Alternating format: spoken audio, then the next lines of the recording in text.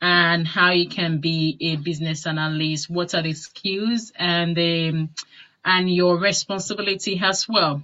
And so I will advise as well that you need to listen to previous recordings that we've done in the past sessions. I think winter, summer, 2020, 2019. So you can listen to the recordings because on those ones, we actually spent, I think, about 5 to 6 weeks in some of the sessions, but this is just going to be 2 weeks and it's going to be interactive. And so I'm not going to go by like definition word for word in textbook. So I'm just going to explain it. And yeah, so any question, so you can just pop that into chat message box and I'll be checking that. I will try as much as possible not to be very fast. Yeah, so I mean, when I'm speaking, I will try as much as possible to slow down. I will try as much as possible. Okay. And so the introductions, yeah. So the introduction to the business analysis. So if they say business analysis, there are several meanings or definition that you can have to this. So we say is identifying business needs and yeah. So what are the business needs? So the business need could be various things. It could be they need a system. It could be probably maybe they just need to add something to an existing system. It could be anything. And so, and for as a business analyst, so that's why you have to actually help the business to identify their needs because sometimes the business may not even know the needs. When I say the business, I mean the organization, the stakeholders. And so who are the stakeholders as well? The stakeholders are the like the people that actually have there will be actually the project that you're actually working on as well to be beneficial to them. So they have a stake on the product or the project that you are implementing. So that's just brief description of what the business analysis is. So it's just helping the business to identify the business needs and helping them to solve problem. So it's not that you have to do the actual work or maybe to actually help them solve the problem in terms of the technical, but at least you help them to document it down so that whoever that is going to help them to solve the problem, they can understand what the problem is and help them to provide solution as well. And so if you now say who is the business analyst, it's just the person providing that, writing up requirements and helping the business to understand, to determine the solution, to understand the problem they have, to document the requirements. So basically, in a nutshell, yeah, so that's a business analyst. And as a business analyst, you have several skills that you need to have as a business analyst. So we'll try and discuss more as we go. So we've mentioned about what is a business analyst. So I mentioned that as a business analyst, you write requirements. So what do you understand by requirements? So we can say a requirement is a feature that a product or service needs. So it could be probably maybe on your computer, probably maybe let's say in an organization, you have a particular or you have several applications and let's say you are running Windows, let's say Windows 7. I know that's that's out of date. So let's say you are running Windows 7. And because the organization just feel, definitely there are so many probably maybe features that Windows 10 has. So we want to roll out Windows 10. So that means that's the requirement. So is a requirement, is a product need. So which means you have to help them document the requirements, saying what are the features, what are the things that is being needed. So it may not really be Windows 10. I'm just use that as an example. So it could be anything. So your requirements, so the requirement is like the business needs, to help them solve a problem. It could be a feature or a service, it could be a feature of a product, it could be a service that the business actually wants. And we can also say, is a stakeholder needs as well to solve a particular problem, or maybe to respond to a specific business need. It could be probably maybe, for example, let's say an organization, they've been using, maybe when anybody places an order, they have to print it out. Maybe let's say is not supplying, and it can be, I'm trying to find the name of the, let's say the customer service, when they take an order on the phone or maybe online, so they print it out, they print the order the customers have placed, they print it out in a paper, and they take it to the warehouse. Let's say they have a warehouse, it could be a retail organization, and they take it to the warehouse saying, oh, these are the orders, order 205, order 207 for Miss A or Mr. Jones, Mr. Smith. And so probably, the time that it takes them to take the order, and the time, or maybe print it out to take them, the duration that it takes them to take it to the maybe warehouse, maybe it's after end of the day that they usually take it there. It may not really be every 5 minutes, because that's not realistic. It could be currently that they do take every order they place between, let's say, 8 and 5. They do take it to the warehouse team every 6 o'clock, every 6 p.m. for them to process.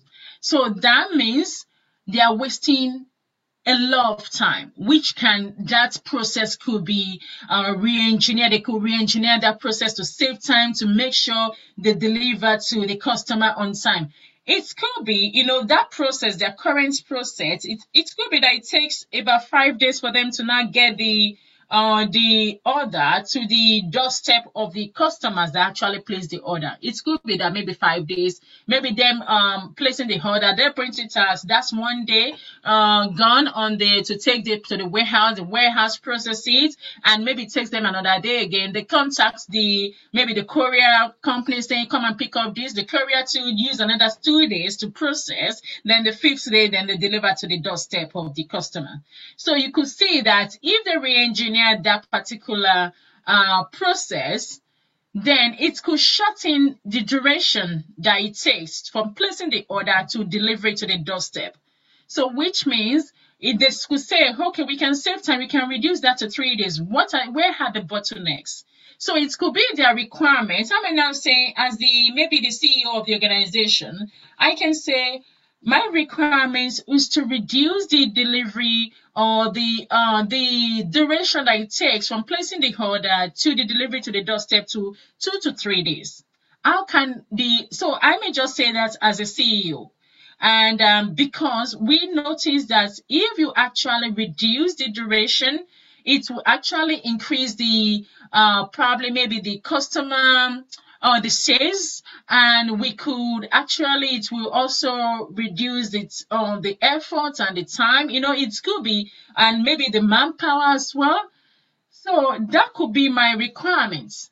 So now somebody needs to, probably the project team of the organization, of my organization, needs to now say, we need to set up a project.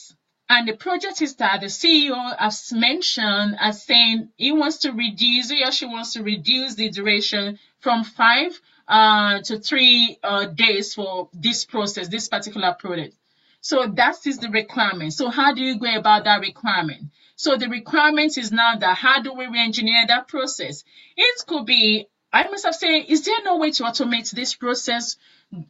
Is it not possible for us to make sure nobody leaves the office? We can just get the other place. We can just get it, even immediately, you can get it across to the warehouse team, without printing it out. So that means you are trying to eradicate the paper, the printing of those orders, and you want the process to be seamless.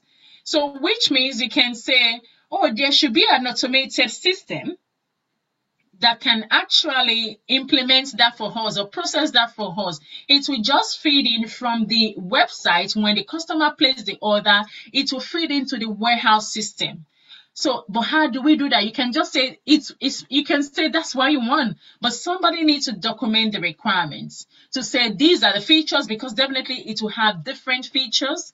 But my requirements, you can now identify from the example that I've given, saying my requirement is to eradicate, let's say, the printing of papers, the use of paper. So that could be one of my requirements. And also the requirement, the same requirement is say that I want to reduce the duration from placing the order to the doorstep. I want to reduce that customer journey to 3 days instead of current 5 days, 2 to 3 days. So those are my requirements.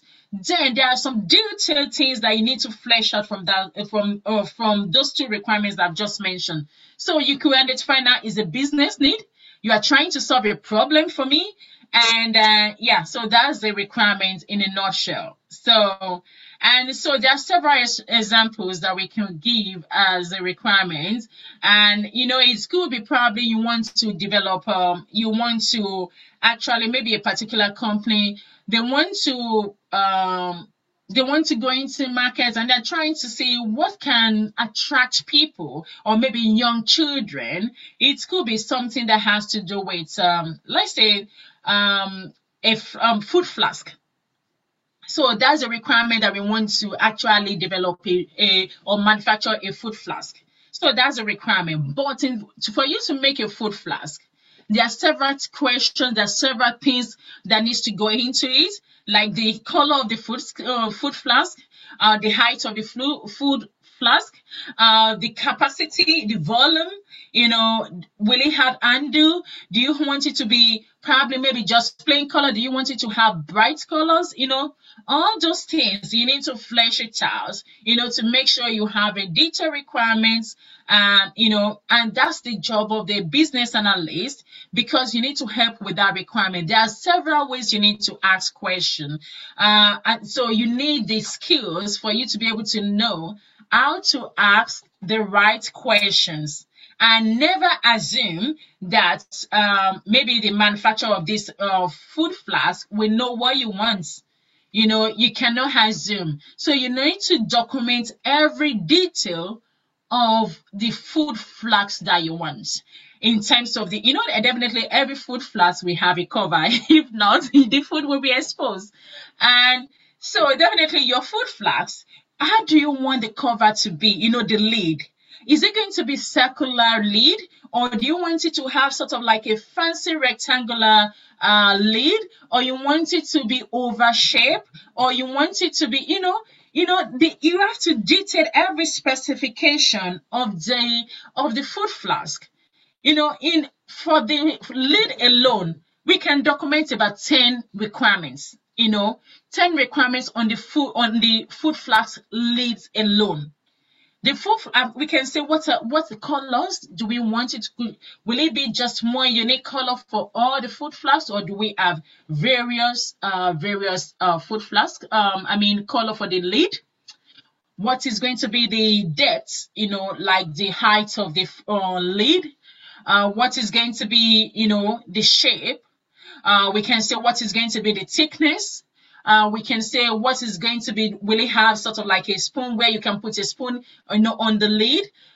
We can say, several things, on that lid alone. Then now when you now move to the bottom, like the main food flask where you put the food, you can say what is the height, the thickness, the shape, the depth, the volume, the temperature, how long do you want it to actually, cool any cold food for?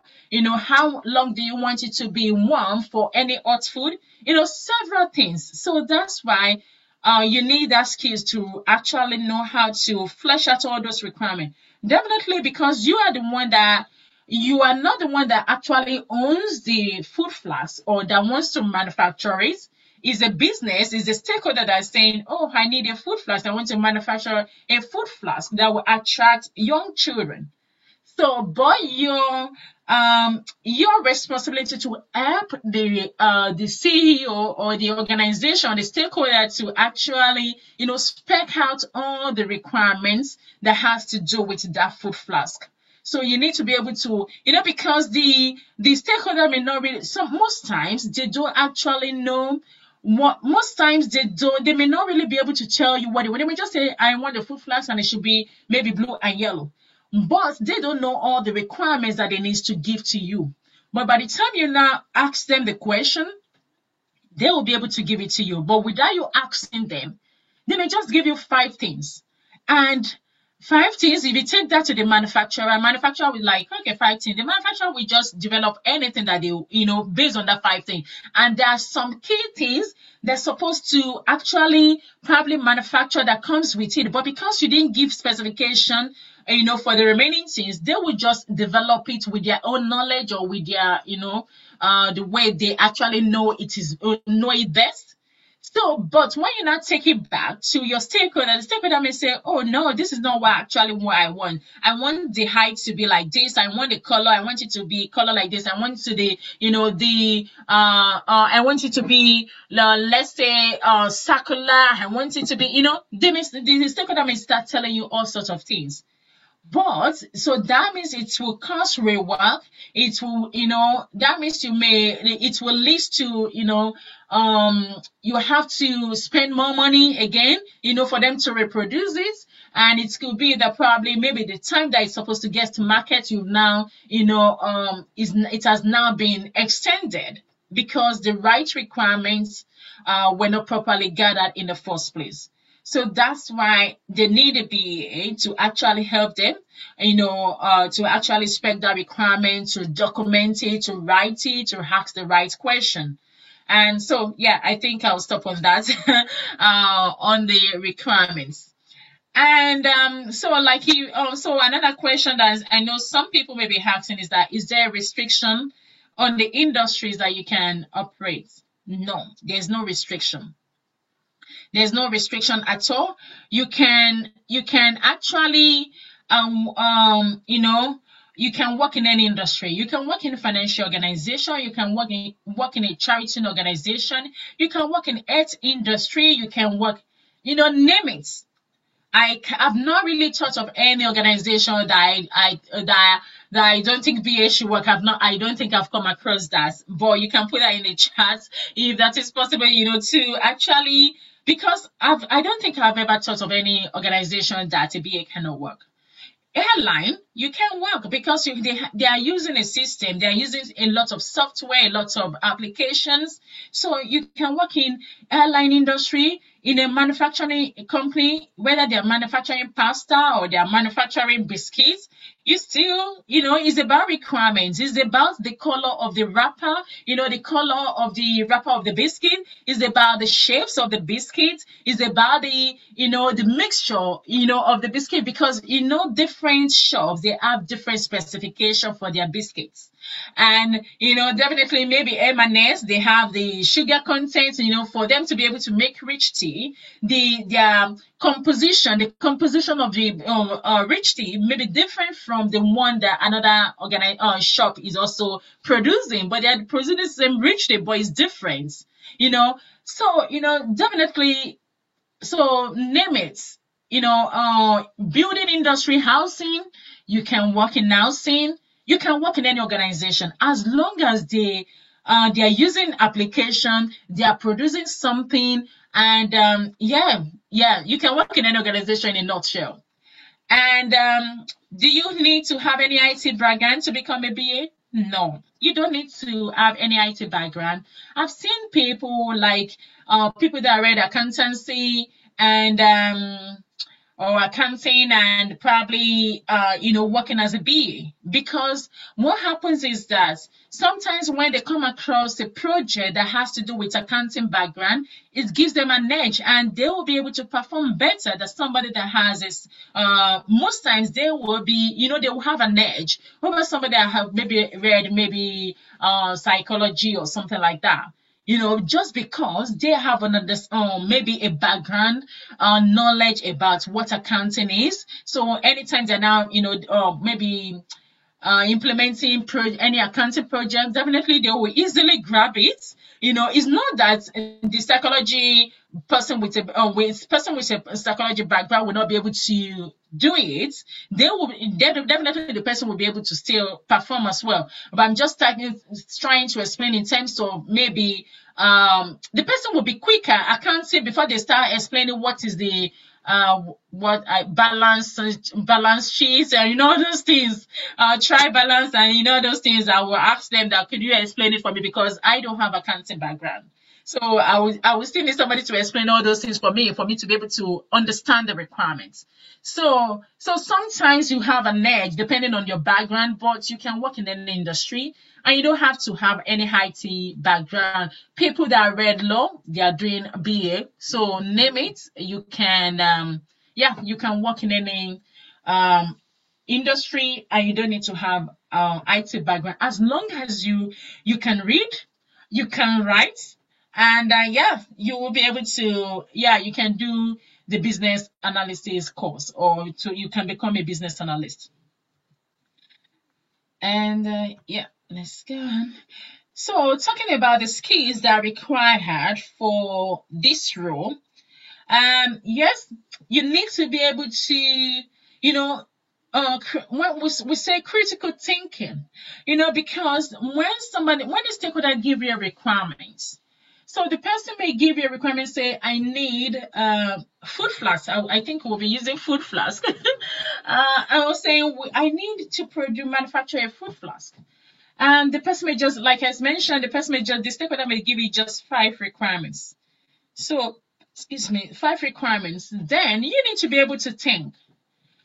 For a food flask, you need definitely is to protect or maybe keeps the food warm.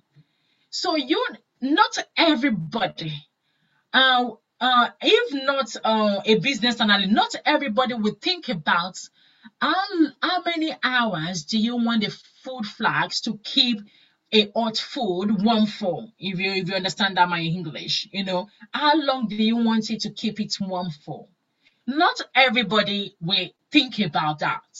Not everybody will think about how about the cold food? How long do you want it to keep the cold food, keep it cool for? You understand? Not everybody will think about that. A lot of people may think about the shape, the color, the size, the height. Then you have to, as you have to think about the shape of the lid, the shape of the volume. You have to think about the dimension. You have to think about the pattern. You have to think, you have to be able to,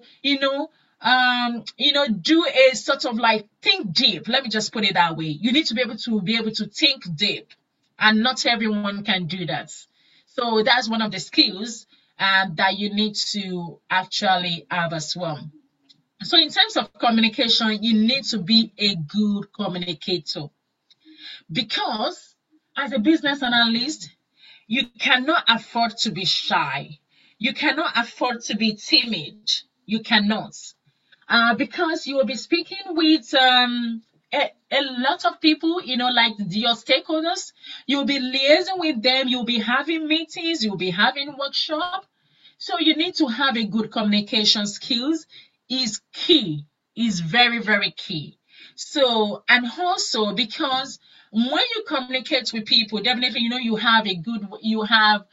we say we have excellent communication skills. You have good communication skills. You have to be a good communicator. Let me just put it that way. So communicate across and pass your message across, nicely and professionally as well. Attention to detail, very key. Very, very, very key. If you're gathering a requirement for a business or from a business stakeholder, and the person is giving you, several requirements, you need to document it the way the business actually, specified it to you. So I may be interchanging business and stakeholders, so don't mind me. So if your stakeholder is now telling you, saying, okay, I want a system, or let's say we want to produce a smart TV. I want the smart TV to be 2 mm or 2 mm thickness. and to be maybe 36 height, you understand? You need to write exact. You need to write it exactly the way the stakeholder specified it to you. You need to document it saying the thickness of the TV must be 2 mm. You need to document it. You can't just say it needs to have a thickness of a good mm. You have to, every detail matters. Every detail matters. So even if they say 2 mm, yeah, you have to write 2 mm.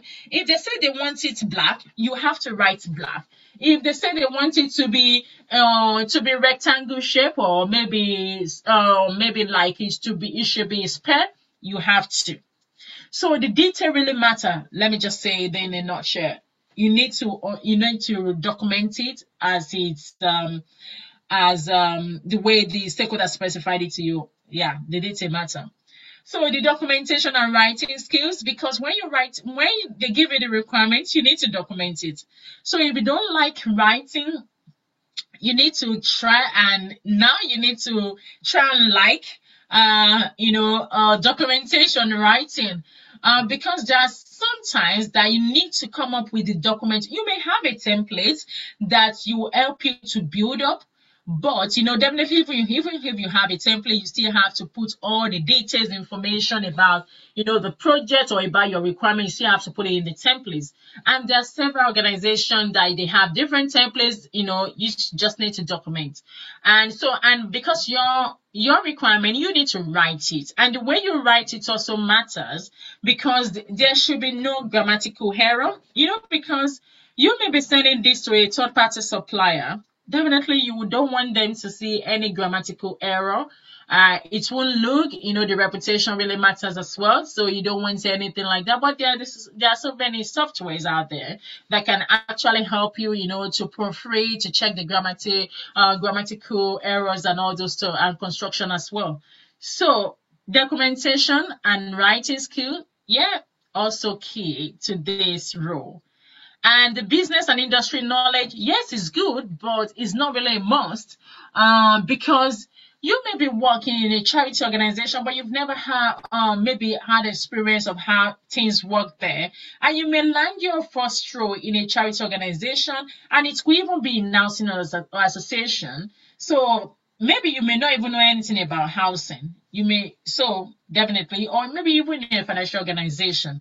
So, but definitely, if you have it, is also good as well. Yeah, it's added advantage. Yeah, and there are some organizations that they will say, oh, they want somebody that has experience in this. It could be a pharmaceutical maybe organization company, and they may say, oh, they want somebody that read maybe pharmacy or maybe first degree in pharmacy and things like that. And yes, so it's also good. And also, like investigation techniques, so how you can probe as well, how you can, is also key, because for you to understand the problem, because sometimes the stakeholder may not actually tell you this is the problem. You need to try and ask them several questions before you can get to the bottom of that problem. So how you can investigate, just in the simple English, that investigating something, so definitely is key as well. And facilitation skills, we use facilitation when you are conducting, when you are actually facilitating a workshop, we say facilitate workshop, because we'll try and probably, maybe if we still have time today, we'll discuss about that workshop. So you need to be, because if you are facilitating a workshop, this is whereby you have more than maybe like 3 or 5 people. It could be about 7 people from different areas, and you're trying to gather. They have a common goal. So probably maybe it actually links the requirements, or the project actually links. So you just want an opportunity to bring every one of them together. It could be 1 or 2 hour sessions, and you want to gather your requirements from these people. So, once it's more than you have a lot of people like that, so we say workshop. So you should be able to, facilitate workshop, because you are the one that wants to gather the requirements. You need to ask some question how you want them to be giving you the requirements, how you want to organize the workshop, you understand. So is that's what we referring to, that facilitation skills. And also about the stakeholder management, like I said, your stakeholders, they are the business, they are the people that are actually giving you these requirements. And without them, definitely you cannot even do your job, because the stakeholder actually, they are the one that have maybe the problem and they want you to solve. So without them giving you the requirements of what they want, what they need, you cannot even document any requirements. And what do you do is a very key skill that you need to be able to manage your stakeholders properly. You have difficult stakeholders and you have, easy one. And most times when you go for an interview, they will ask you, how do you manage? Have you ever managed a difficult stakeholder before? Or how can you manage a difficult stakeholder? Because you have some people that definitely it's just, it's just human. You have some difficult people, even as friends, you just need to know how to manage them. So it's a key thing as well. And also, when you say conflict management, it's about, requirements as well. Because a finance director may tell you that, oh, they need a requirement for maybe for 2 mm. And maybe the HR director may say, actually, I need a requirement for the 2.5 mm. And definitely there could be sort of like a conflict, because it's the same thing, it's the same tool that you actually want to product you want to actually provide for them. And one is saying 2 mm, one is saying 2.5. Definitely you cannot have two different products. So you just need to know how to manage that, how to manage all those conflicts, because you know that it's not possible to produce the same TV that is just for the same company, 2 mm and 2.5 mm. No. So you need to know how to resolve that. And also in any organization, definitely team working is very key as well. Because as a BA, you are not just you not be a lone ranger, because you will be working in a team. It could be a team of 3, a team of 5. It could be a team of 15, a team of 20. It depends. So you just need to be able to, you need to be a good team player. And so your team working skill is also very, very important for this role as well. And yes, roles and responsibility. As a BA, what are the things that you will be expected, or that will be expected of you to do? Like we said, you need to investigate the problem so that you can understand the requirements. And how could you do that? So, if they're assigned to any project, so you need to be able to understand the problem, try to understand the requirements, trying to investigate, a lot of things that surrounds that. So that's one of the key things. And your stakeholder, and even if they are assigned to a project, you need to know who are your stakeholders. Because it's not everybody within the organization that will be the stakeholders. There are some people that have the interest of that project, and it may not really be interesting in a way, but at least they have a stake in it. They have input. They have power. They can influence the project negatively or positively. So you need to be able to understand who are my stakeholders, for this project.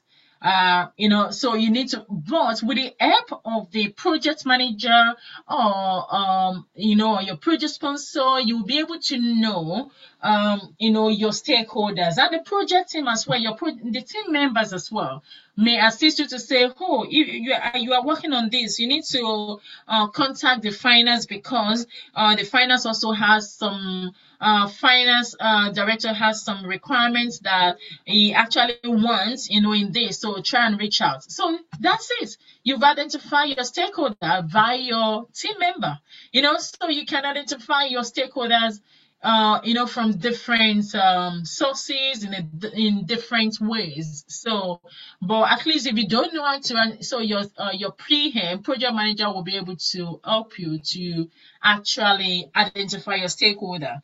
And when you identify your stakeholder, and you need to also analyze them. So, like I said, there are some stakeholder, that maybe they don't even have interest of that project. So they just they're not just keen about it, but they can influence it to fail, and they can also influence it to succeed.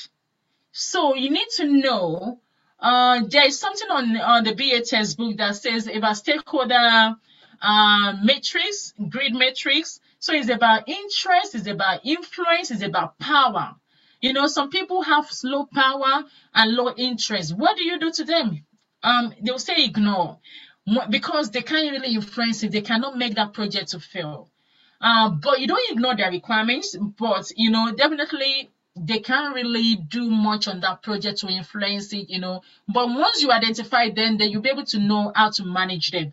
And there are some people that probably maybe they have maybe a bit of power, and definitely they have a bit of interest as well. You manage them as well. And there's some also people that have high interest and they have maybe high power.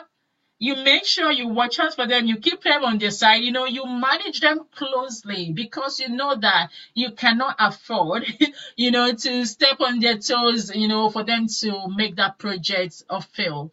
So, definitely stakeholder identification is something that you need to identify before you can even start, gather your requirement. Because without you knowing the stakeholder, who are you going to gather the requirements from? No one. So because you need to identify your stakeholder, then you can gather your requirement from that stakeholder. So identification needs to come first. Before you can gather the requirements. So that's why the requirements elicitation. So when I say requirement elicitation, I mean requirements gathering. So because once you identify your stakeholder, then you can now gather your requirements saying, okay, I've been assigned to this project. So what are your requirements? Could you tell me about the problem, about what we're trying to achieve here? You just then start, going through the process of gathering your requirements. And, when you gather your requirements, what do? You analyze the requirements, and you also document the requirements. So when I say document the business requirements. And so is a key thing that you have to do as well, because when they give you the requirements, you will not go and give it verbally to the developer or the third-party supplier. Definitely you need to document it in writing. You need to write it down. So is a key thing as well. All your requirements, the way you write your requirements is very, very vital as well. Very vital documentation of your business requirement, because without you writing the requirements, the manufacturer may not even know what they need to produce for our food flask. And the technical team may not really know, how they need to implement the projects. So the documentation, so that's why you need to make sure your documentation is very clear. Everyone that reads it will understand it. Is very, is very specific. Your requirements are specific. Everyone that can understand it. So your documentation, and you have different documentations that you do produce as a BA. But definitely all this thing will be in English as well.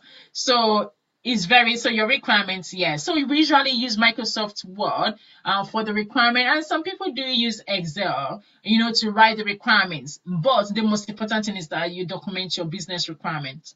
And also you carry out gap analysis in this when you gather your requirements. It's just identifying the gaps. So what do they have now? What is it that they don't have now? So what are the gaps that we have? Which one do we need to bridge? What are we trying to, to fill up? Which gap are we trying to fill up? Try to carry out, like, for example, I think there was a time during the data protection GDPR implementation. So you try to map, what do they have now? What are the things that they do now?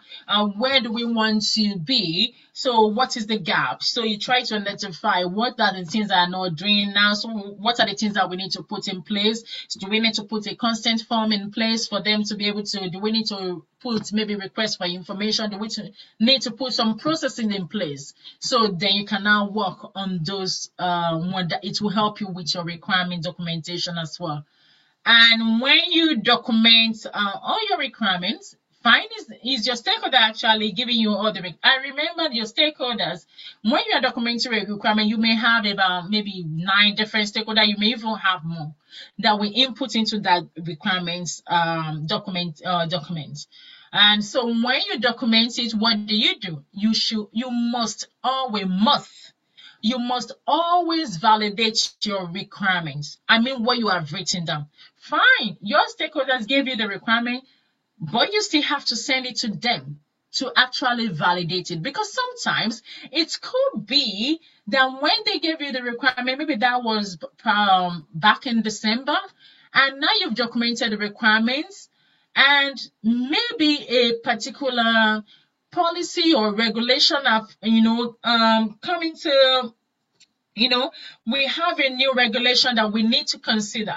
So it will be an opportunity for the stakeholder to say, actually, we need to include this, or we need to remove this, or we need to change this requirement. So it gives them an opportunity to review it, and probably maybe they've even made a mistake giving you maybe a particular requirement. Then they can say, actually, we don't need this, you can remove this, or I have additional requirements. Can you add these requirements as well? So then you need to update it, send it to them as well. So the essence is just for them to be able to review what you have documented, to make sure what because they will not be writing the requirement down for you. They will be telling you verbally. So you need to write it down. And probably maybe somebody mentioned C, and it could be C, it may not be 6. You understand? So, errors, things like that is an opportunity to just review, to make sure what you've documented is actually what they want as well.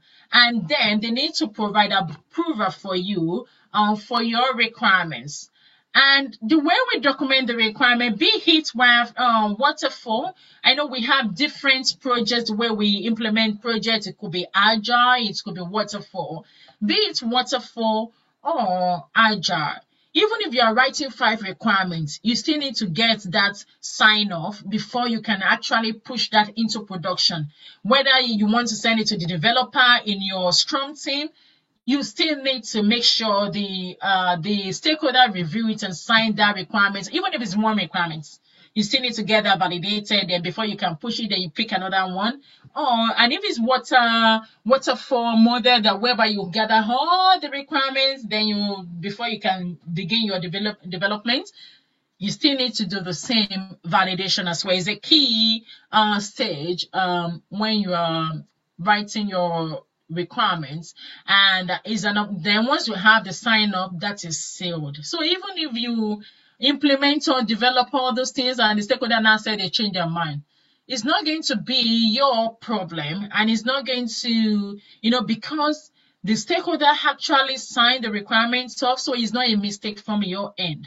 So that means at least you are covered, once they approve it. But if they don't provide that approval, and you now send it to the developer or the third party to implement, and the stakeholder, you now deliver the product, and the stakeholder, no, that's not what I want. But if they're trying to do the audit, they will say, where's the sign off? Where's the approval that you actually, received on this requirement? And if you don't have the approval, that means that business analyst failed. So that means is the fault of that business analyst, because your requirement needs to be signed off. Regardless, whether it's 1 or 2 or 50, you need to sign off all your requirements before you can actually push that into development. Because if not, it will cause rework, it will cause maybe waste. So that means you will spend more time to do development, to do the, rework on it, or, the money, the resources, all those things. So, yeah. And also there are some terminologies, that we have here as well. So I'm just trying. So maybe after 169, so I'll open up for question before we continue once it's 9 o'clock. So we have different terminologies that we use as well. The elicitation that I mentioned earlier is gathering. When they say requirements elicitation, we are referring to requirements gathering. We are gathering requirement, GADTHERING. So the Moscow is also one of the key things that you need to know, because your requirement, this applies to your requirement. Each requirement we have either of these. So the M is must, and the S is should, SHOULD, and the could and will not, WONC. So your requirements is either must, like I was explaining here, that your requirement must, so I can say the food flask must have a circular lid. I can say the food flask should be rectangle, or should be cylinder shape. I can say the food flask could be black. So that means it's not that important. But when I said the must, that means my lid must be circular. It cannot be triangle. It cannot be rectangle. It cannot be oval. It has to be, the lid has to be must. It must. It has to be circular shape. So which means if the manufacturer produces something other than the circular shape of the lid, I'm going to reject that product. So must is something you cannot have. It's a must that you have to do it the way I specify. So and when you write your requirements, you use either of these. Is either should, or is either could, is either must or won't. So won't, you don't really need it now. You can afford even not to have it, at all. So your requirements must have this. When you write a requirement and it does not have this, so that's not a requirement. Your requirement must have one of these, must have must, or must have should, or could, or wants. You understand? So yeah, so that's my must go. So we call it must go. So facilitate, we mentioned that this is in relation to the workshop, when you are facilitating a workshop. And BPMN is business process modeling notation. Is like the symbols that we use to map our processes. And so you can find the detail in the textbook, BA textbook. Business user, like the people using the products that you will be, you will be producing, or the service, that's user. The project sponsor, or the business sponsor. Definitely this is a person that is responsible, or like accountable for that project, in terms of maybe resources, in terms of financial, in terms of approval, yes, project sponsor. Stakeholder, yeah, like we've explained stakeholder earlier. The business process model is like the grammatical, the way the representation of your processes, or the steps, or your activities, but in a diagram, that you can visualize it. So that is the business process. The gap analysis, we've talked about that. Swim lane, we'll look at the swim lane next week. That will be on the Visio. And the epic, this is related to the user stories, where you have more than one user stories. Is like a big user story that you can break down into 2 or more user stories. And user stories, like the way we write a user story, I will see whether we can cover the user stories next week, because when you write your requirements as well, you can back it up with your user stories.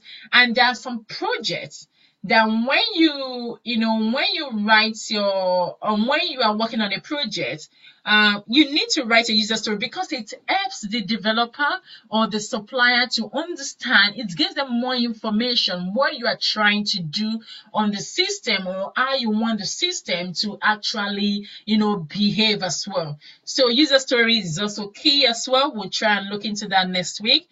Pain points, like maybe like the problem pain, you understand, that you're trying to solve. We can say maybe we're talking about maybe the paper, eradication of paper, things like that. We can say that. This RACI is responsible, accountable, consult, and informed. So this is like a project terminology, but it will come handy as well. And SDLC, is software development life cycle. You need to know what software development life cycle is. I think probably it's something you can read up. It's just, like the stages when you want to develop a software. What are the stages that that involves the software development, so life cycle, so maybe like when you have the requirements, what do? You design it, and designing, you go to development. When you development, you test it, then maybe you implement it, then before you can now push it to production, or things like that. So that's software, but you can read more on that. UML is unified what's it called? So because this is modeling language as well, so it's similar to the swim lane stuff, but we can look into that next week as well. We'll try.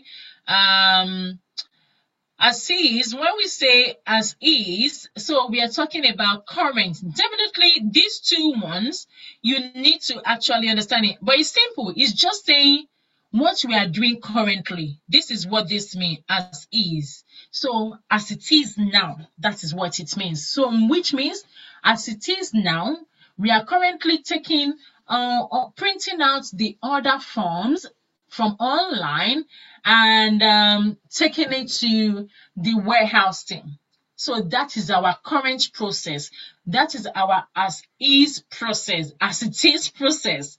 But our to be, which is the future, what you actually want to do, how you want the system to, the process to work going forward, that is why you are doing the project anyway. Say you want to automate the process of feeding the order from the website, order from the website to the warehouse team. So that means there will be probably maybe like a system connection there, so you don't have to print anything out. So that's what your future process, that's how you want your future process to work. It's same thing as that's what you want to be, what you want to be, to how you want it to work. So artifacts are your materials, your deliverables. When we say artifacts, these are your materials, your documentation, what you have produced with. So sometimes they say artifacts. Where are your artifacts? So it could be maybe your process map, your business requirement documents, things like that. So more or less like your documents anyway. The pain points tries. Prototype, prototype. You may want, for example, if you're working on a maybe. Let's say a mobile phone or mobile app, let's say mobile app application, or maybe let's say they want to design a new application that is similar to WhatsApp. So the prototype is, like the imitation of that. Is you are not releasing it here, but you want to mimic how it's going to work. How the WhatsApp is going to work. It's like a sample, like a prototype. So I'm saying like a prototype, like a sample of your real, your real app. You understand? So there's smart. So your requirement is stand for specific. Your requirements need to be specific. You remember, you need to be able to measure your requirements. When you are doing the testing, you need to be able to, measure that. You need to be able, it's true, your requirements must be achievable. When I say, I need a food flags and the lid must be circular in shape, it's achievable. It's possible to design a lid that would be round, that would be circular. It's possible. So that means it's achievable.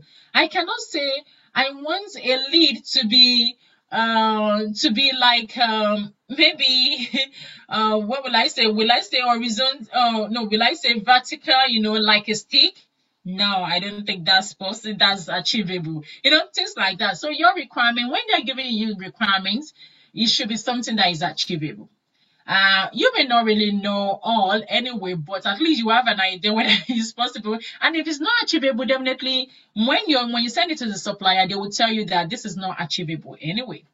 And also it has to be realistic as well. It has to be reliable. They will say reliable. Some people say reliable, realistic, and traceable as well.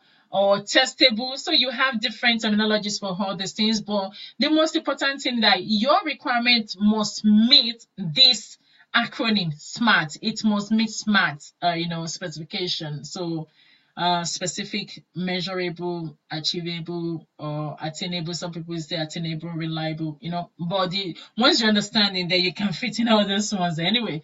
And the workshop we've explained that earlier is different from when you are having an interview. So which we're going to discuss. I will see if we can still discuss that. And BRD, that's our business requirements documents. So when you say, oh, have you written your BRD? They are referring to a business requirement document. Oh, they may say, oh, have you written your, do you have your BRD? Anything BRD, definitely business requirement document. That's where you write your requirements. So wireframe, yeah. So when you say wireframe, it's just more or less like a sketch, or like a sketch of how that is going to be. It's going to be there's some when you are working on any digital project, it's always advisable that you need to have your wireframe, and you can use Visio for your wireframe. You can even use, to be honest, pencil and paper. You can use that. You can draw that out. It's still called wireframe. And there's so many applications out there that you can use for wireframe. If you are developing a website, you can't just write requirements only for that website, because it's something that has to do with visual. It's something that has to do any digital, and it's a digital project. Anything that has to do with digital projects, you need to have a wireframe as a supporting document that will back up your requirement. Because assume that I want to develop, you are working with maybe let's say CNG investment company employed you, and they said they want to revamp their website. So as a BA, how will you go about it? You need to understand the layouts, of all the key information of the website. What will be in the homepage? How do you want to explain that? In your written document, sometimes it's very difficult to explain. Saying, oh, this one should be at the left hand side. What will follow? Even if you say this one should be at the left hand side, right hand side, what will be in the middle? You may have 6 different things.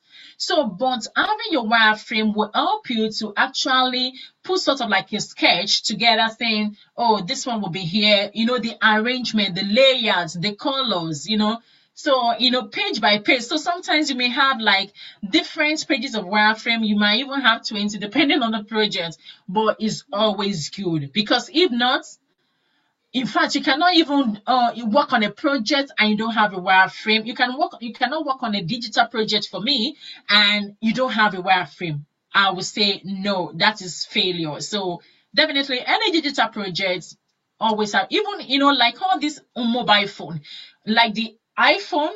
Definitely the people in Silicon Valley there, they actually, sketch something. They have the wireframe before they can actually produce all this iPhone 7 or iPhone 10. The layout of the application, they would have mimicked it, they would have done the prototype, for them to be able to say, this is the arrangement, how the app is going to be arranged on it. This is where the home button will be, will be. When you click on message, what should display? All those things it has to do with wireframe.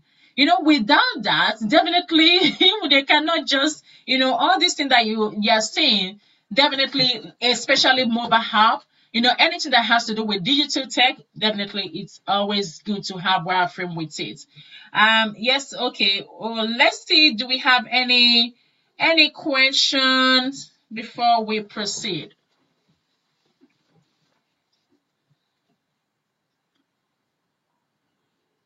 Any question? Admin, I don't know if they can send message at all.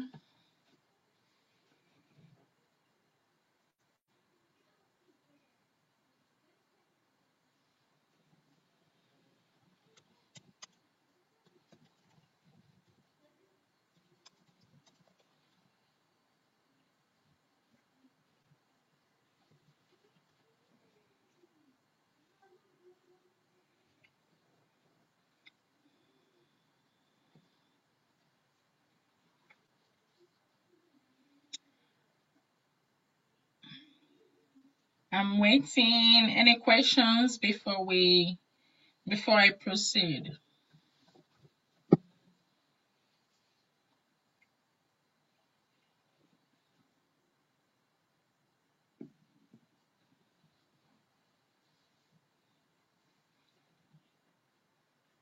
I guess there's no question. Admins that okay. Okay, yeah. So at the software free wireframe, yes, software free for wireframe, yes. So you have free software online like Visio, but you have to buy that. You can get that, I think, very cheap. You can even get for £5, on eBay. They will just send you the code and you can still use that for wireframe as well. And there's some online one, I think Lucid Charts, Pencil, Sketch. Yeah, there are so many software out there for wireframe. Okay, so do you we need gap analysis for every project? Yes, yes, because when you gather your requirements, yeah, because you'll be able to analyze the gap. That's when you carry out your analysis. So I'll try and minimize this, or maximize this. So yes, so you will be able to, you need that to carry out that analysis, except if it's probably, even if it's a new project, definitely, I'm sure they will be from somewhere before from where they had to get to where they are, where they are at the moment and where they want to be. So yes, so it's just identifying the gaps. Yeah. So most times, yeah, let me just put it that way. Most times. And is it safe to say that a BA would have to do a market in terms of project requirement? Not all the time that you have to do market research. No, it depends on the project. There are some times that probably maybe the organization will tell you we don't even know what they want, what we want, but we want a system that will actually help us to manage our payroll system. You know, definitely. Yes. So if somebody says that, so if the organization, so that means they don't have an idea of the system or the supplier they even need to approach. So that means you have to, go out there, I mean, on Google, try to research about payroll system. Then you read about, all sorts of, they may not even know all the key functionalities that they want, on the payroll system. So you researching it and giving them some tips. Say, okay, there's some payroll system that could do this. Excuse me, that could do this. Do you want this? Do you want this? Definitely you need to do some market research, but not all the projects that you need to do market research for. Not all the projects. And that's your requirements gathering have a set duration.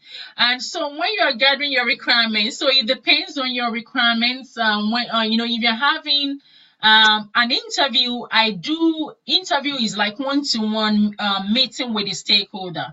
So I do advise, don't let your interview exceed 1 hour, 60 minutes. Don't, because the stakeholder will be bored after 60 minutes. So you can have your requirement gathering 30 to 1 hour, you can. And you can space it out. Even if you've not finished gathering the requirements, within 1 hour, you can schedule for another day. You can spread it out. Even if it takes you 2 weeks to gather that requirement, depending on the project timeline, you can actually space that out. But at a 1 minute, one meeting should not exceed 60 minutes, except if you are having a workshop. When you are gathering the requirements and you have a workshop, your workshop could be a audio workshop. When you say a workshop, definitely it could be 1 hour, and it could be 3 hours, it could be 4 hours. Even those 4 hours, you will have an agenda. You have a set time where they have to go for tea break, when they have to go for lunch, when they have to, all those key things. Yeah, you can have workshop can exceed 1 hour, but like one-to-one meeting, try and not exceed 1 hour. So you can do 45 minutes, 30 minutes, and 1 hour, depending, but don't exceed 1 hour. So there's no set duration, but I always advise one-to-one meeting, don't exceed 1 hour duration. So But if you've not finished what you actually need to gather your requirement, yeah, then you schedule another meeting for another day. Yeah. So as a new BA that resume, how do you know the company is using Agile? Oh, definitely. So that's before you even, I would say now you need to read up what is Agile, what is waterfall, and even when you are having a project meeting, definitely you will know. Like maybe the way the project manager or the scrum master, the way they will be explain the project timeline, you'll be having project meeting. You will definitely know whether they're having agile, they are using agile, waterfall, and a lot of time in agile you have different setting. You have, they will say they are using sprint one, we are in sprint one, sprint two, sprint three, but in waterfall they will not use sprints in waterfall. So there are different terminologies that they will be using that you will know. And in Agile, you may have Scrum Master, you may have Product Owner, you may have, difference, and you will be having daily stand up. So there are some attributes that you see, and definitely when you hear that, you even know that okay, this is agile or this is waterfall, you will know. But you can read up on agile and waterfall, so for you to be able to know the difference, then you'll be able to know. And what's the difference between a BA and a PM? So a BA, like I explained earlier, you has to do with your requirement. It's like your core is requirements. But a project manager actually oversee the project, manage the project like project manager. You manage the project. So that means as a project manager, you have your team member. So BA is one of them. Your developer may be one of them. Maybe solution architect may be one of them. The QA engineer will be one of them. The machine tester, software tester may be one of them. So, but as a project manager, you are managing the project. You are the one planning the project plan, the project activities in terms of the project budget, in terms of the business case. You are in charge. So, but there are sometimes that you have a BA role, they will say a dual role, which is a BA and a PM role. It could be a dual role. So sometimes they put that together. So you'll be a PM at the same time be a BA. But when you have experience, that's when you can do that. So that means you need to be able to have a knowledge of PM and a knowledge of BA. But there's difference. So the project manager oversees the project and responsible for the success of the and the delivery of that project. Why the BA just focus on requirements? Because when you gather your requirements, you document it, you pass it to someone else, maybe your maybe developer or third party supplier. So which the project manager still needs to manage that, oversee that as well, implementation of that. So, boy, your own is more like requirements gathering, and also the acceptance as well. When they are doing the UAT acceptance, user acceptance, so you are also responsible for that as well. And most BA roles based on particular project contractors or you.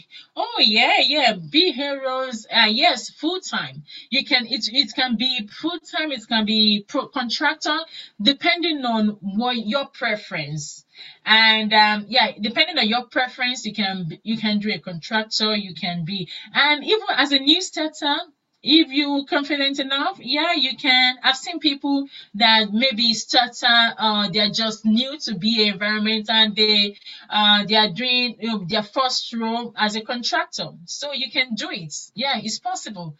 So you can have you can either do permanent or perm time or permanent staff or maybe contract staff. Yeah, depending.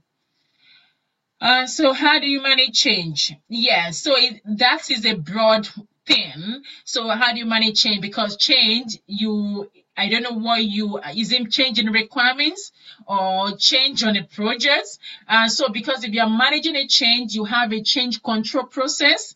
So which you can, some organization, they do have a business process, no, sorry, business change manager or business change analyst. So which will be responsible for any change within the project.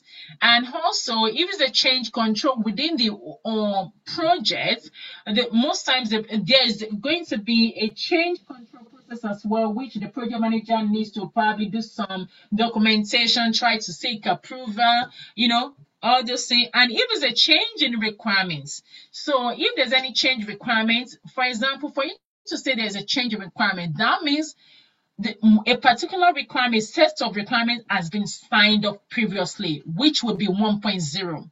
So if there's now a change, maybe like what you've documented, they've signed it up, you pass it to developer, and then the stakeholders say, oh, actually, we want to change this. What you have been developing, we want you to maybe change something else. So that means they're going to carry out the impact analysis, to see how much is it going to cost us probably maybe to make that change. Then you need to seek approval as well. So there are chains of process that you need to go through for that process. Then they will need to sign it up. Then before you can now pass it again, say, can you make changes to this set of requirement that I submitted earlier? But there's always a process for to manage change. Is he allowed to use recording? Well, it depends on the organization. Some manager will say, oh, they allow it. But to be honest, no manager has ever said to me, say, oh, you have to use recorder. But so it depends on the organization. If the manager has allowed it, fine. And so, but at the same time, you need to make sure you capture all the requirements, and probably maybe whoever that you're guarding the requirements from needs to be aware of as well, saying that, okay, you are recording this because of data protection, but it will be advisable maybe to seek should check with with your manager if that is allowed. But sometimes they may say, oh, why can't you just get that requirement? Because you have a chance to review what you've documented anyway. Even if you've documented something and it's not, so you have a chance. But some organization, the managers may say, oh, yeah, you can, your laptop has recording and you can do that. Yeah, so some managers, they do. So, but it just depends. Is there a book for a BA that you can recommend? Yes, I'm going to show you in a moment. Once after this question and answer section, I'm going to show you the BA textbook. This is the BCS one that we do recommend, so which you can you can buy. I think it's about maybe either 24 pounds something or 32 pounds. Yeah, but it's very good. So you have all the things that you need there to read. Yeah. And in your terminology keyword table, yes, in the process, so the notation are the symbols. The BPMN is business process modeling notations. The notations are symbols that you use in the modeling, in the process model. Like so the process model, like I mentioned, is like the diagram. We'll look into that next week. Excuse me. And the notations are the symbols that I'm going to use, to map that process, to make it to model the process for you. So they are not the same thing. Yeah, notation is different, is like symbols, while the model is like I model a process of printing a paper or placing an order online. Yeah, so they are not the same thing. So are there tools for requirement gathering? I don't really understand that question. In terms of the tools for requirement gathering, I don't really understand that question. There's some form of certification you can get after this training, where you can enroll this BCS Foundation in Business Analysis, but not within the certification, but you can do the certification. You can, when you buy the textbook, you read the textbook, try to study the textbook, then you can take the exam. I think it's about 200 pounds. I can't really remember. But I think it's around that. Either more between maybe 160 and 200. Not really sure, but it's around that price. Yes, so you can, but you need to read the textbook, please. You need to get the textbook, try and study it, then you can go for the certification. So, okay, there are tools where you record the requirements and make it visible to development team. Oh, yes, and there are so many project management tool that you can use but the organization will provide that. So there are like Jira, you can put your requirements on Jira. So it's a project management tool. So whereby when you put your requirement in there, the developer will be able to see, you can track it when it's in development, when it's in testing. And there's also Azure DevOps as well. It's a Microsoft tool, which you can use to manage the project as well, where you can track all the tasks and the requirements as well. And Confluence also is another one. So there are several yeah tools that you can use to record you. But definitely before you do that, definitely your stakeholder will not go into the Jira to start checking. So you still have to document in your documents first. You get a sign up before you can now put it onto Jira or Confluence or Azure DevOps, depending on the tool that they actually use in the organization. So, yeah, I think, definitely we can proceed. To the, okay, yeah. So for the, let me minimize this. Yeah. So for the requirements, we have different types of requirements. We have functional requirements. So like I said, please try as much as possible to listen to the previous videos, even if it's 2020 or 2019, because like I mentioned earlier, this we just have 2 sessions for this training, but all the things that so we cannot cover all the things that are usually covered in 12-hour session in just 4 hours. So try and listen to that, which I explained the functional and non-functional requirement. So like the functional requirements, so we can say our functional requirement is that a user must be able to record staff details. So that means I'm saying we need a system. We need a system that must be a system that can actually give me the capability to record staff details. So that is what the function is. So like what the system must do or must not do, you understand? So how you want the system to work, you understand? So that is the the functional requirements, like what you can is usually like the verb. When I say the verb, I will give just a few examples that okay, a user must be able to print a record after inputting the details onto the system. That means I must be able to print. So print is a verb, so that's why I said a verb. So it could be like the functionalities, like let's say a website now, let's say one of these retail website, or as a user, let's say we are trying to create a website and we are trying to write requirement for that. So we can say as a user, I want to be able to log in to the website so that I can access my accounts. As a user, I want to be able to make payments. So that means payment is the key functionality that I want the website to allow me to do. As a user, a user must be able to register before they can check out. You understand? So that means I'm saying register, the key feature there is a feature of the system. So is the register.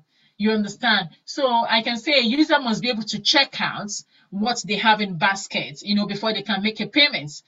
So that means the checkout is a feature of the system that we want. So it could be a user must be able to pay with debit card. So making a payment with a debit card, you can say make a payment with PayPal.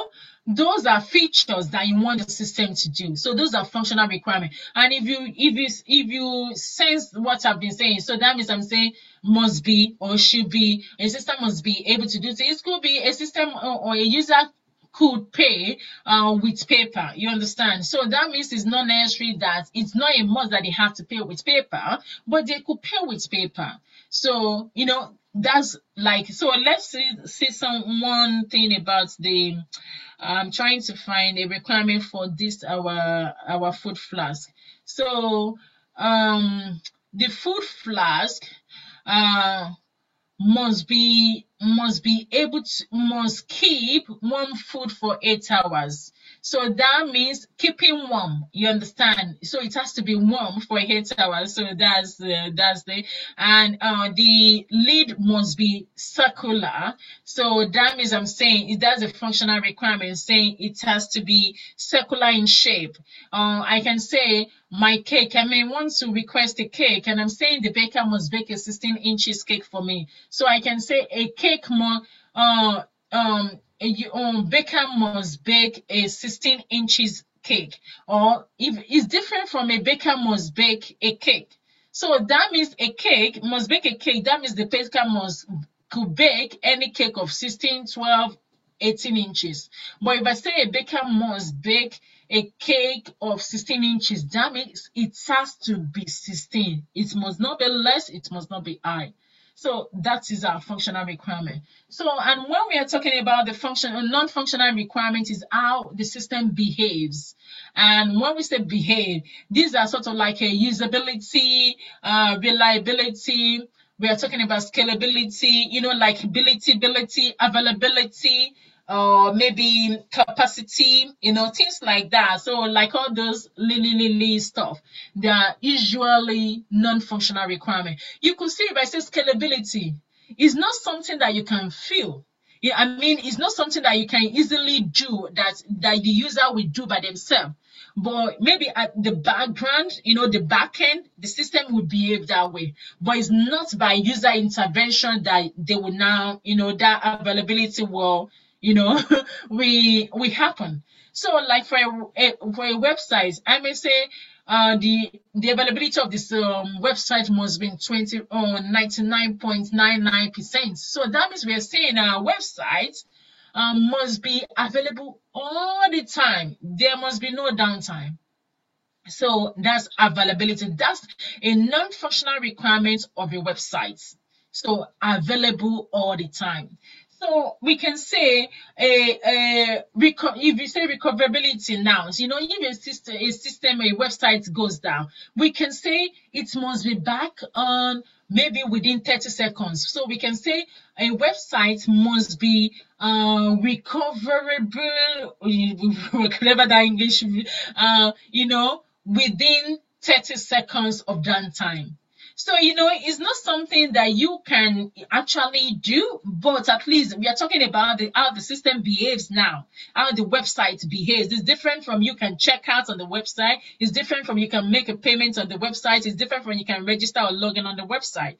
So these are like what the system does. So because all these requirements are necessary, it's not just documenting the functional requirements, it's about, the non-functional requirements as well, because you need to specify. It could be maybe the type of business that they do, they don't even want any downtime. And it could be on the website you can say a user must, or maybe the website must allow 1,000 user concurrently. You understand? So that means 1,000 people can access that website at the same time, but not all website can hold that capacity, because there are some websites that the traffic must not even you must not have about maybe 100 people using that website at the same time.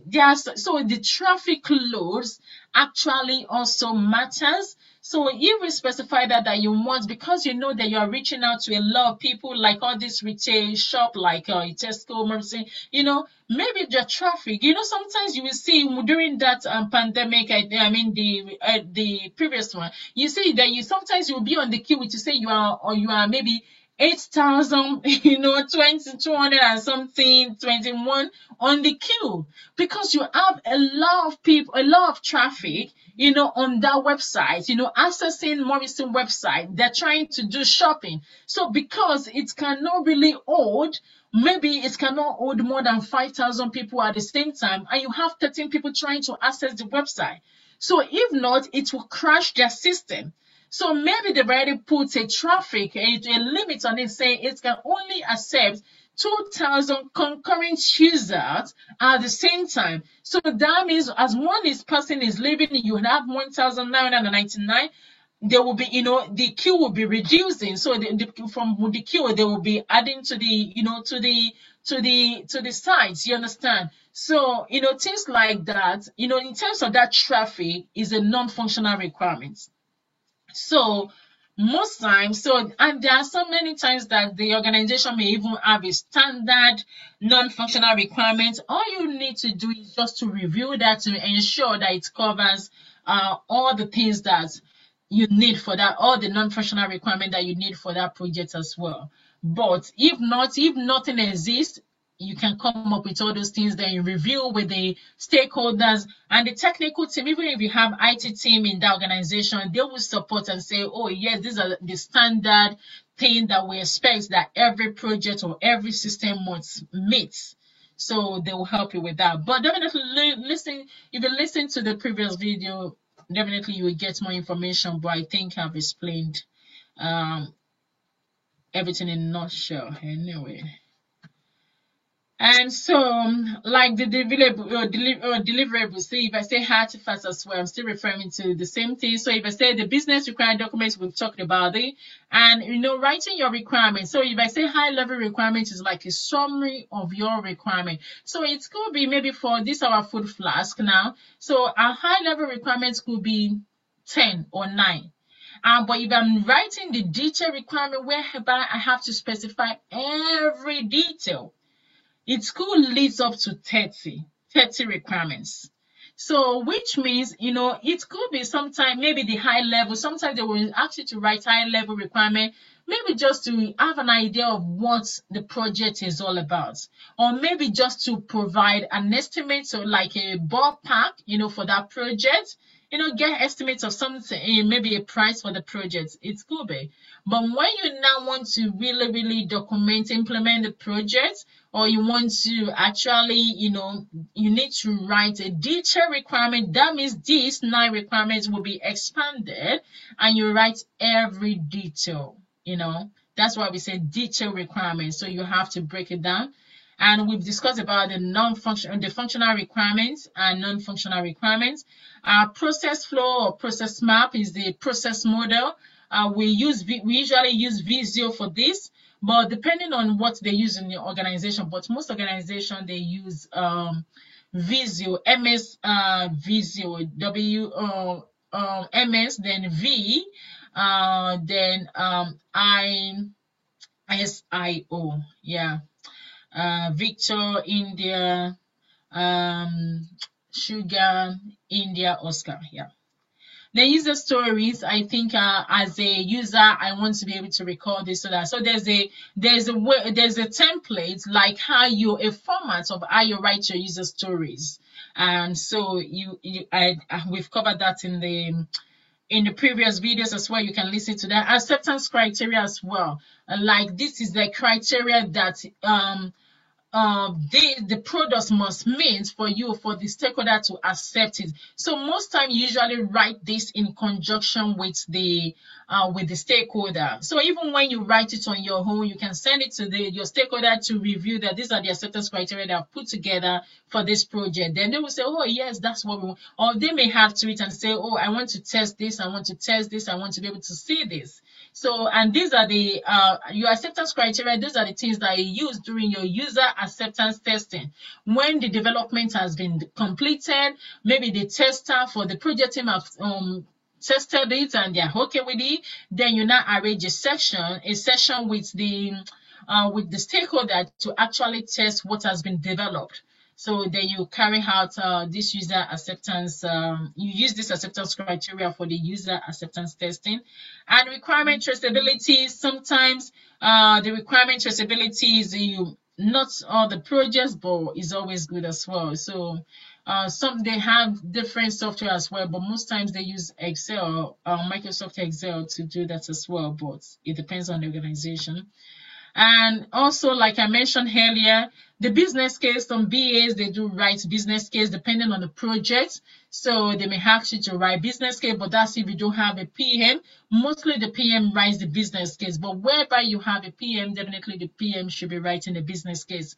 But there are some organization that will expect the BA to write the business case.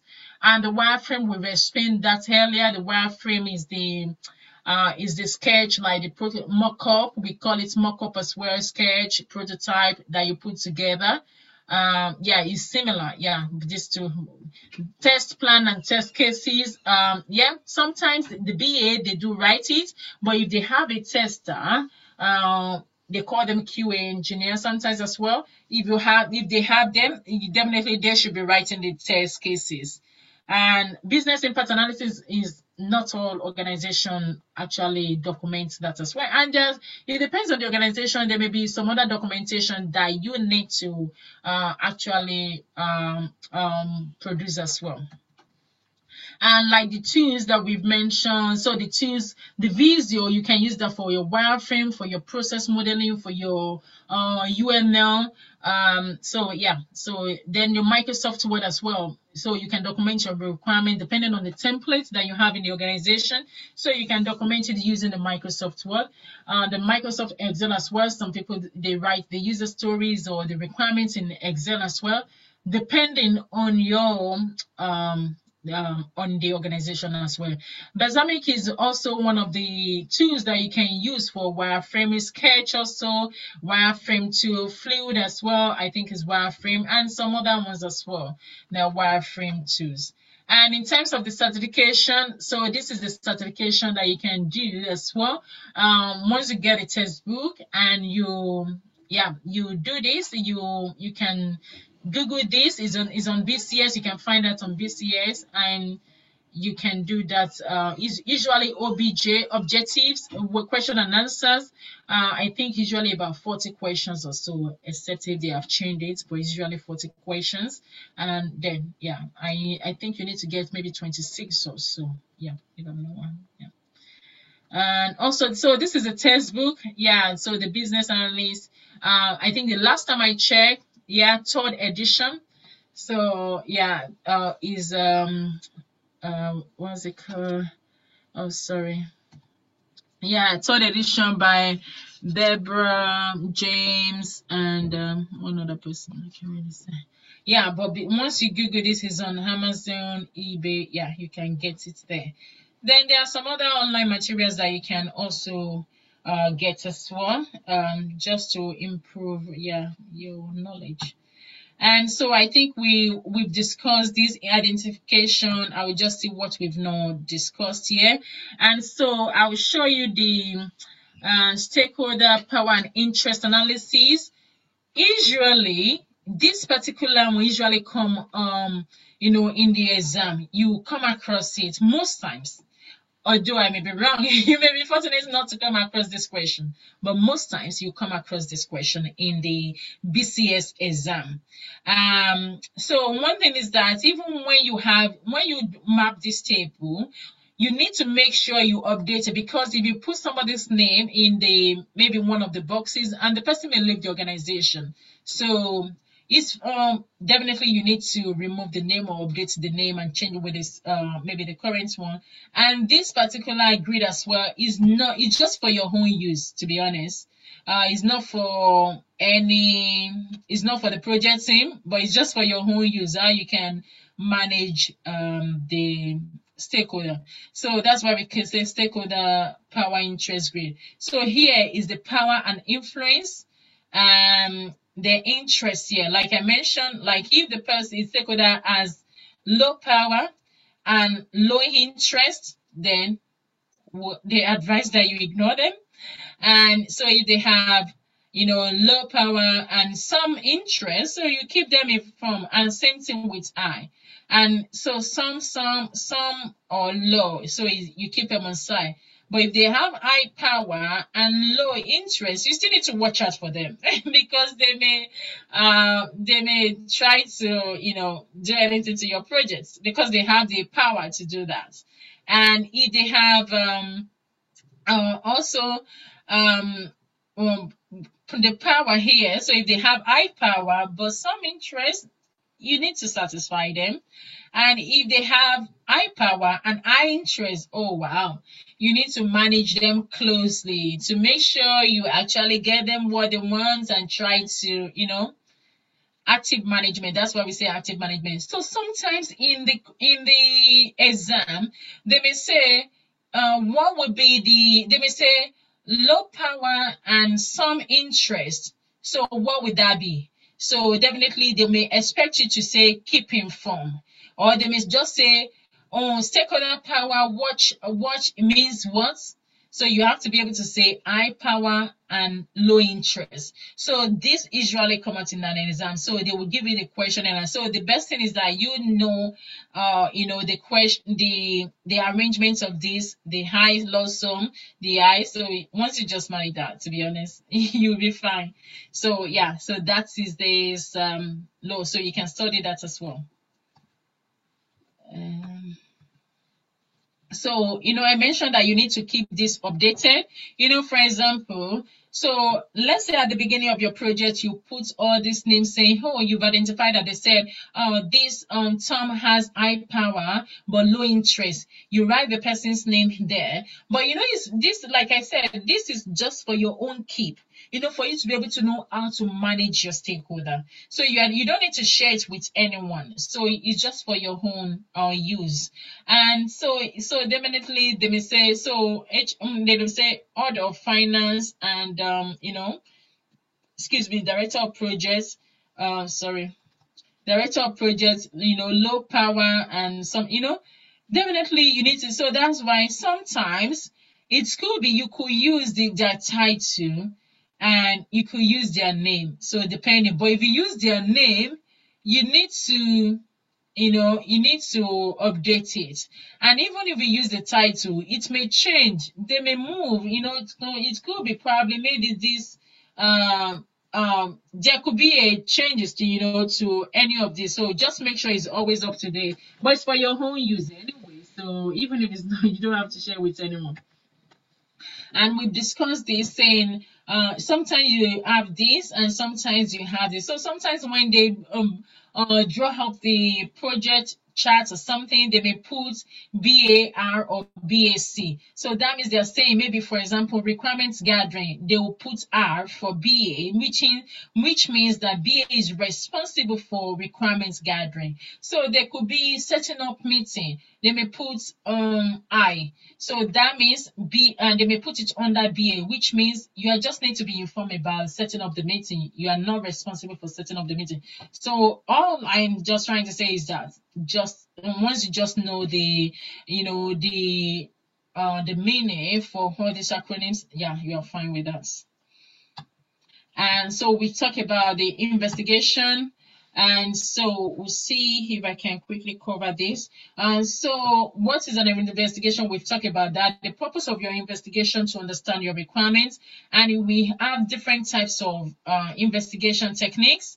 And we have the research one, which we said it could be probably maybe the organization, they don't even have an idea of the type of system they should get. They just know that they need a payroll system or they need HR system or they just need an application to help them with their accounting task. So then they may say, oh, you've been assigned to this project. Could you research online about maybe the types of accounting that are out there? All you need is to go on Google and try and research about this accounting software or payroll software, and you can maybe get like 5 or shortlist about 3, and then they may ask you to write up requirements. You can get the supplier online as well. Then you ask them to, then you can, at least for you to even get the supplier, you still need to write up something saying, oh, like you were saying, asking them to request for proposal. So you still need to write few things saying these are the things that you're trying to do, the problems that you're currently having, and what you're trying to achieve. Even if it's high level requirement, you still need to write it out. Then you ask the supplier to submit a request for proposal. So then you pick up from there, whereby you review the requirements. Even once they now submit the proposal, they will give you detailed functionalities or features for their system. So you can now extract, you review that with your stakeholders. They may say, oh, we like this one, we like this requirement, we like this feature, we like this feature. So all you need to do is now to update your requirement, write a new requirements document, then you send it out. So that will, because that's what they're not going to use to give you, price for that particular system. And that may serve as a basis of your request. So that's research. So the questionnaire is whereby you are sending out questionnaire to your stakeholders, to give you requirements. Definitely, if you have a lot of people, and if it has to do with something like data, so you may want to use requirements or questionnaire rather. And if you have, imagine you need to gather requirements, you need to get a requirement of 100 people. How are you going to meet with them? You cannot even have workshop with 100 people. Even if it's section 20, 20, 20, it's still going to be a lot. So there are some projects that it could be probably maybe you just use questionnaire. And workshop, we explained the workshop earlier, whereby you can bring about maybe 4, 5, 8 people together to discuss that. And the interview is the one that you have one-to-one meeting. We call it one-to-one interview. You conduct. So we say you conduct interview, with your stakeholder. It could be one-to-one, and there are so many things that you need to do. You need to plan. There's some preparation that you need to do as well. And the workshop, you facilitate a workshop. We said that earlier. Shadowing is another type of your requirements gathering, whereby you try to shadow somebody as they're doing things. Because sometimes when some people are explaining the requirement to you or their problem to you, they may not really explain it properly. So, but by shadowing them, you are seeing how they are doing it. You may understand the problem and also their requirements as well. So, but you have all those things in textbook as well. And in also previous videos, you'll be able to see that as well. And also when you are doing your interview, you need to, who do you want to interview? So you need to answer these 5 questions. So once you can answer these 5 questions, then you are good to go, for your interview. First of all, you need to identify who you need to interview. Which of your stakeholder you need to interview. Definitely you get them.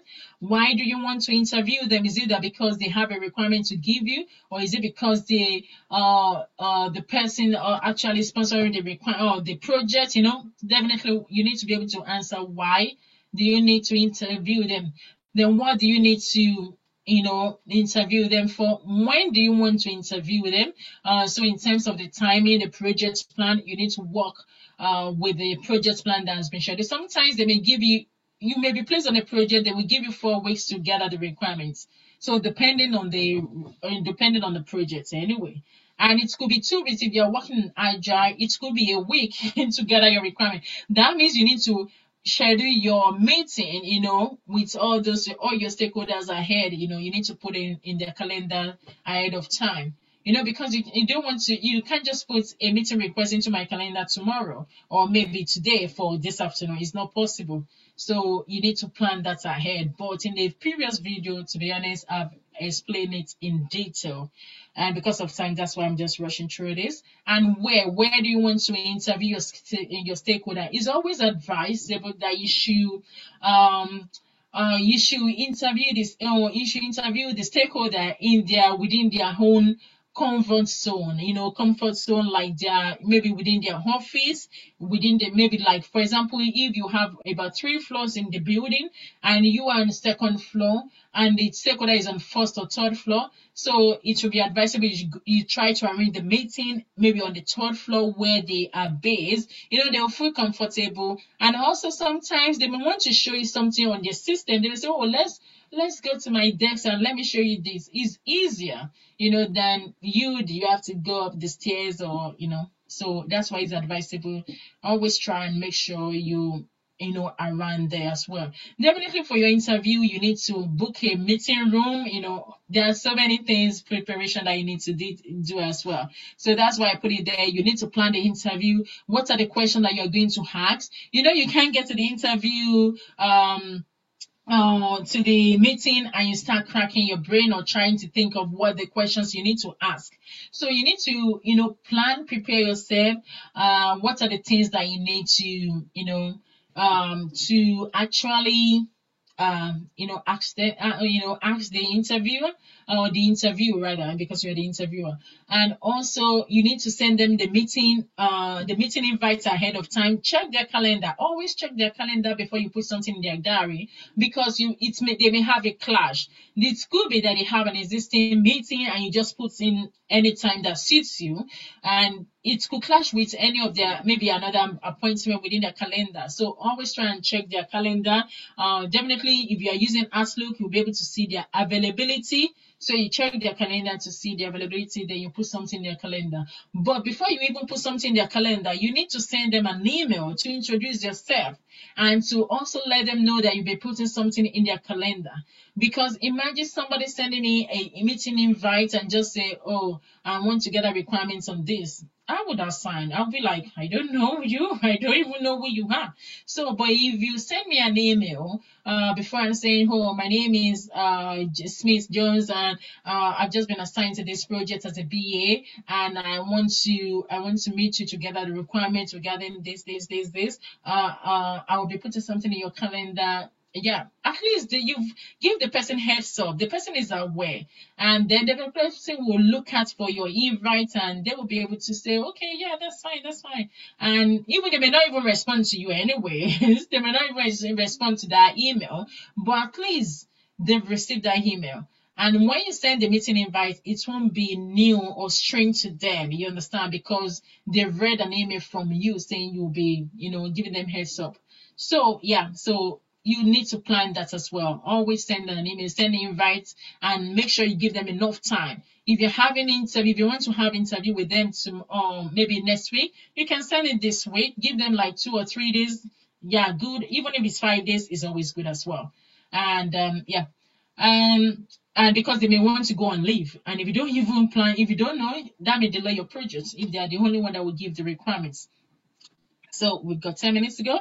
And duration of the interview as well, like I mentioned earlier, don't let it exceed 60 minutes. Most times I even do, depending on the questions I want to ask, sometimes I do 30, 45, but don't let your interview exceed 1 hour at a go. Location of the interview, we discussed that. The structure of the interview, your interview needs to have like the opening where you introduce yourself even when you meet them. Despite the fact that you've introduced yourself in an email, before you send the invite, you still need to, when they meet you, say, "Oh, hi, yeah, okay." You introduce yourself. "My name is this. I've been assigned this. I'm just trying to gather the requirement for this so that we can design." Try to give them sort of like opening, open the floor. Yeah, then you ask them, you start, then we say the body. So it is like asking them the set of questions. You may list down your questions down, then you'll be asking them.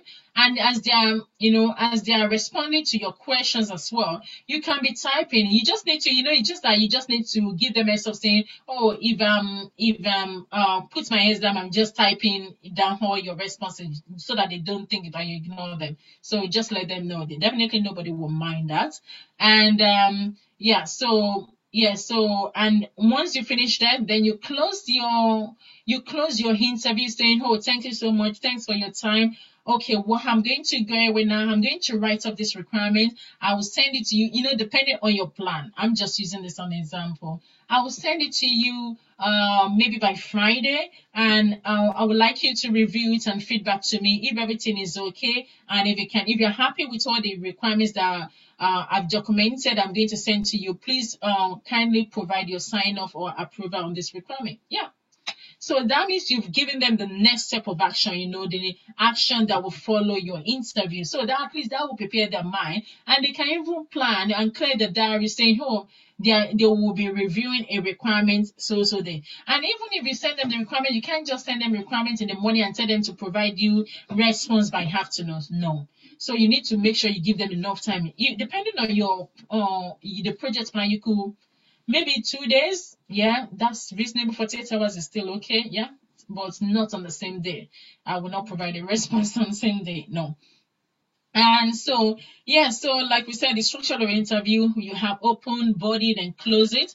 Then you conduct the interview, and then you follow up on the interview as well. So you can, even when you get back to your desk, you can send an email now to say, oh, thanks for attending the meeting earlier.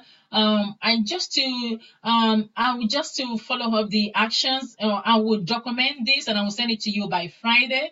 And I would like you to review it and then maybe provide a response by Monday. Just try and make sure you put time that you're spending them to respond back to you as well. I think we should be okay. Is that done? Yeah, I think yeah. So and I think that's it.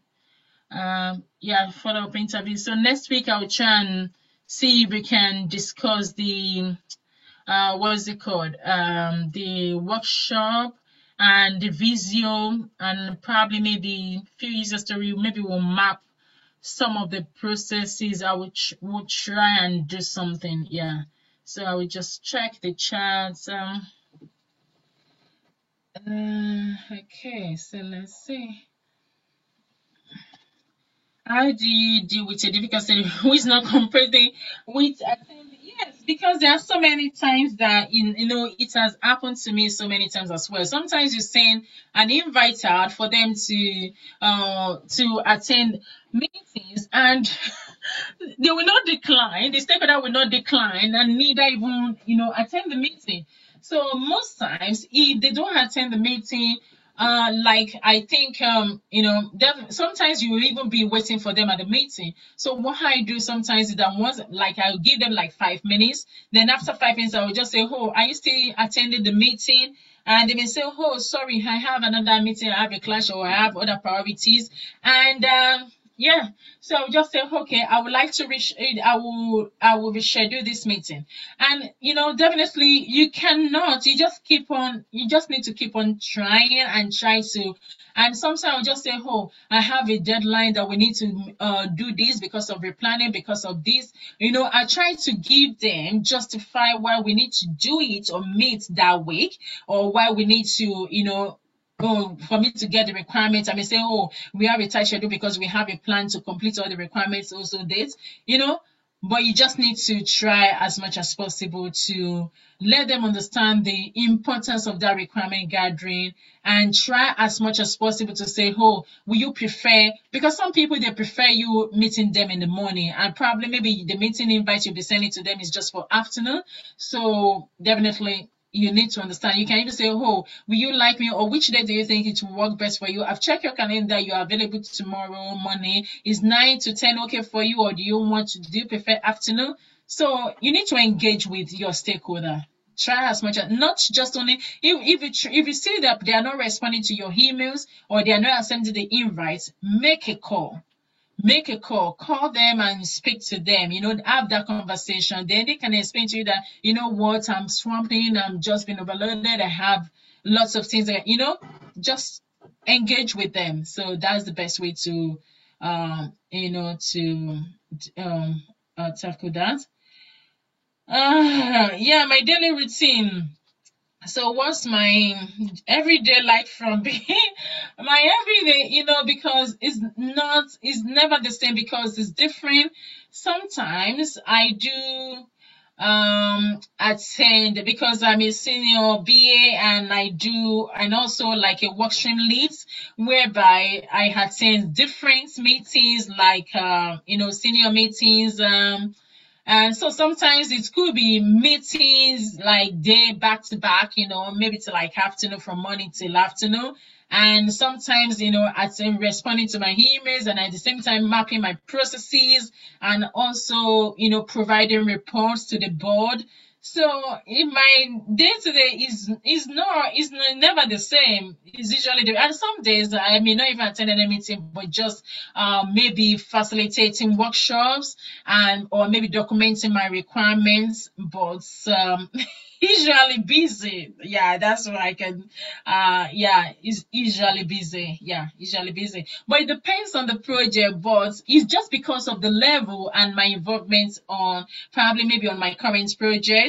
Um, but as a BA, definitely you should just maybe attend your project meeting. You may not every day you'll be attending project meeting anyway, and document your requirements, meet with your stakeholder, and not every day you'll be meeting with stakeholders. So it could be just be documentation for you, but it depends on the levels. Yeah, because of my level, so most times is yeah, packed.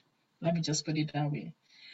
What happens if you cannot get hold of stakeholder, and yet they well, if you've tried all, then you can approach your project manager and let your project manager know, saying, oh yes, you've been trying to, get hold of your stakeholder, and you could not, you at least let the stakeholder know that you've tried all means.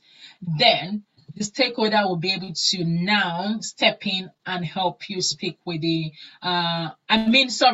project manager will now step in to help you speak with the stakeholder, or try and find maybe an alternative, or the person, or it could be probably maybe the person you've been trying to get maybe on leave, or maybe sick leave, things like that. And it could be they may be in the office but swamping with other tasks. But at least if you tried her, just let your project manager know, and that they will be able to actually unblock that for you, because that's a blocker. So then just let your project manager be aware of that. Then they will be able to unblock that for you. Is PM an example of a stakeholder? Yes, yeah, because the PM is also it has a stake on the project as well, because the PM wants you to succeed in the requirement gathering. So because the PM is accountable for your requirements. So yeah, they are your stakeholder as well. And like the business user, the end user, they are stakeholders as well.